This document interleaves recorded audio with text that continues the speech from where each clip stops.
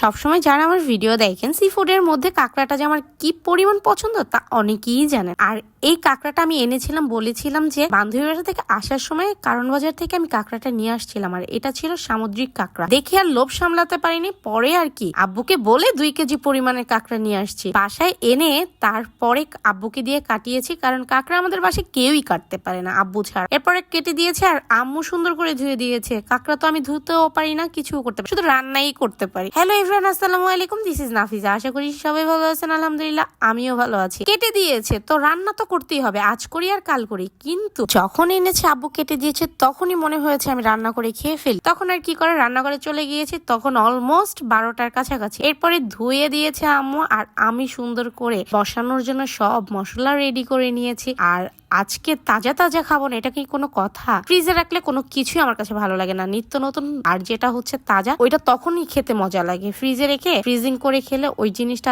এতটা টেস্ট থাকে না। আর এটা হচ্ছে আমার আর আব্বুর বিশেষ করে একটা রুলস, যখন একটা জিনিস খেতে মনে যাবে রাত যতই হোক না কেন ওইটা আমার মেক করে খেতেই হবে। আব্বুরও সেম, যদি তার পরের দিন আম্মু রান্না করে দেয় কিছুতেই সে খাবে না। আমারও না সেম প্রবলেম, যখন যেটা খেতে ইচ্ছা করে তখনই সেটা মেক করে আমার খেতে হবে। আর আমিও তখন বার চাই না, আম্মুরও বার চাই না, আব্বুরও বার চাই না, আর হাজবেন্ডের বারও চাই না। আমি সাথে সাথে রান্না করে সবাই সামনে দিয়ে দিই এন্ড সবাই মিলে আমি খেতে পছন্দ করি। আর আজকে আমি কাঁকড়াটা একটু ভিন্ন রকমের রান্না করব। সব ময় মশলা দিয়ে দিয়েছি, আস্ত শুকনো মরিচটা গরম পানিতে সিদ্ধ করে দেন ওটা ব্লেন্ড করে দিয়েছি। আর তেজপাতা, দারুচিনি, এলাচি, হলুদের গুঁড়া, মরিচের গুঁড়া, ধনিয়ার গুঁড়া, জিরার গুঁড়া, পেঁয়াজ, লবণ, A to Z যা লাগে সবকিছু দিয়ে দিয়েছি।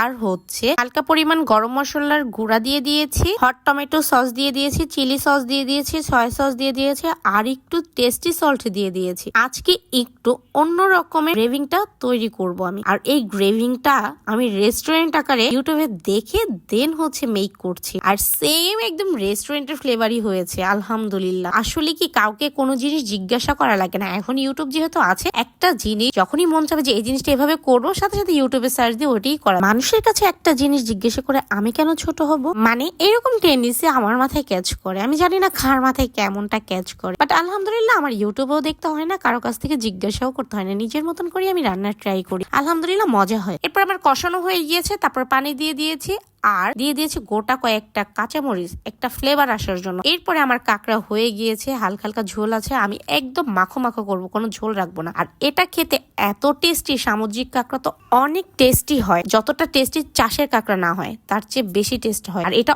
অলওয়েজ সব জায়গায় পাওয়া যায় না, আমি যেহেতু কারণ বাজার গিয়েছি, কারণ বাজারই একমাত্র এখানে পাওয়া যায়, আর কিছু কিছু স্থানে পাওয়া যায়, যেমন যাত্রাবাড়ি বাজারেও পাওয়া যায়। এরপরে আমার কাঁকড়াটা একদম সুন্দর মতন হয়ে গিয়েছে। টেস্ট করার জন্য সর্বপ্রথম আমি আমার হাজবেন্ডকে নিয়ে দিয়েছি, আচ্ছা দেখো তো আজকের কাঁকড়াটা কেমন হয়েছে। সে বরাবরের মতন আমার রান্না সব সময় পছন্দ করে, তার কাছে আলহামদুলিল্লাহ অনেক বেশি নাকি ভালো হয়েছে। আর সে আমার সব ভিডিও করার জন্য সেই দিন শুধু হেল্প করে দিয়েছে। আমি বলেছি আমি রান্না করবো, তুমি হেল্প করবা, জাস্ট আমার ভিডিও করে দিবা। পরে বলছে আচ্ছা ঠিক আছে। পরে আমার রান্না শেষ, তাকে আমি নিয়ে দিয়েছি। সে টেস্ট করে যখন বলছে তার কাছে মজা হয়েছে, এরপরে আমি ঘরের সবাইকে দিয়ে দিয়েছি। আর রান্নাটা দেখেন কি যে দেখতে সুন্দর হয়েছে। আর উপর থেকে আপনারা চাইলে অনেকে তিলটা দিয়ে দিতে পারেন, তাহলে দেখতে আরো একটু বেশি সুন্দর লাগবে। আর বরিশালের মেয়েদের হাতের রান্না মজা হবে না তা কি হয়? বরিশালের মেয়েদের হাতের রান্না তো একদম সেই লেভেলের মজা হয়। সেটা আমি না, এটা সবাই বলে যে বরিশালে যারা থাকেন বা আছেন তাদের সবার হাতের রান্না মজা। যখন আমি রান্না করে নিয়ে আসি তখন 2:15 বাজে, চিন্তা করা যায় এত রাতে খাওয়া দাওয়া করে ঘুমাইতে ঘুমাইতে সেদিন আমাদের অলমোস্ট 3:30 বেজে গিয়েছে। আর সে কি মজা করে খাচ্ছে, সবাই মাশাআল্লাহ বলে দিয়ে যাবেন, জানি নজর না লাগে। আর কাঁকড়া